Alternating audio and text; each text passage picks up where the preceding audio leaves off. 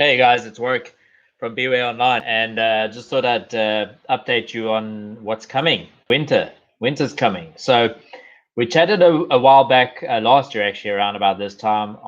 Did a whole webinar on homemade remedies and what you could do out of the hive with kind of bee byproducts, as well as other herbal stuff to boost the immune system and to help you with flu treatments and tinctures and teas.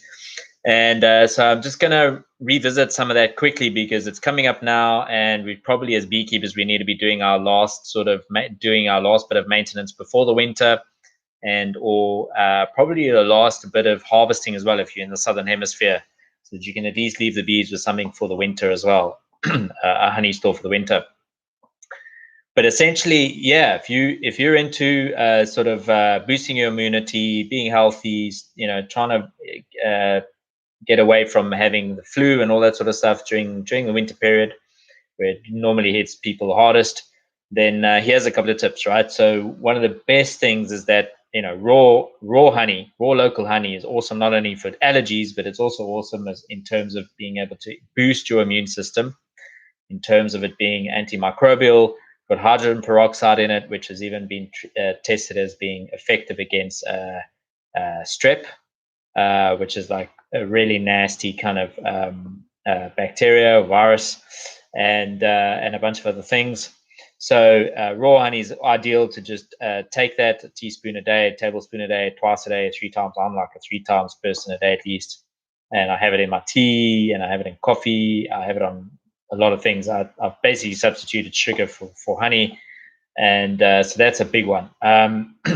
Include it in your food if you like. It goes well with making things with balsamic vinegar, for example, especially on salads, where there's raw salads and things like that. But you could also use it in your cooking. Obviously, the problem is if you're gonna what do you call it, cook at high temperatures, then it's not probably the best idea to do that with honey, anyways. It will break down some of the good properties in there. But aside from honey, what else is in the hive that you can use? Well, one of the biggest things I used to do is take propolis. So whenever I was working with my hives, and on the under the lid of the hive, there's usually that gap between the lid and the super, or the lid and the brood, on the edges of the hive or the box. I'd usually scrape that off, breaking the seal, obviously, but I'd usually scrape a bunch of that off and then roll it into a ball, put it in my pocket, and then use it when I get back to the house. What I would do is I'd take it, I'd roll it out, make it into a long strip, and then cut little bits off of it in, and make that into a little pill, put that in a little jar, and that would be my winter immune boosting pill that I would take. Literally, I just pop one of those every day. And obviously, I've got to be clean. I've got to check that it's clean from things like any chips of wood or whatever the case is. But other than that, that makes a really good immune boost. It's antimicrobial, antibacterial, antifungal. So you pretty much covered a lot with propolis in that way. You could also make tinctures, which is basically you could take in 100 ml bottle of what do you call it, 80 proof alcohol. Okay, is that you'd put 20 grams or 20 to 30 grams, depending on how strong you want the concentration, 20 or 30 grams of actual propolis. Put that in alcohol, shake it every day, at least once a day. I'd say twice a day is probably best.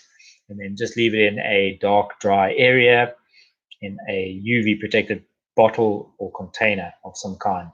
So usually it's those brown sort of medical doctor type bottles, and leave that for about 30 days. What happens over time is that the alcohol absorbs all the goodness out of the propolis. You do need to strain it afterwards. But then once you've done that, you can use like 3 or 4 drops, up to 5 drops. I'm not a medical doctor, so don't. This is not advice. This is how I do it.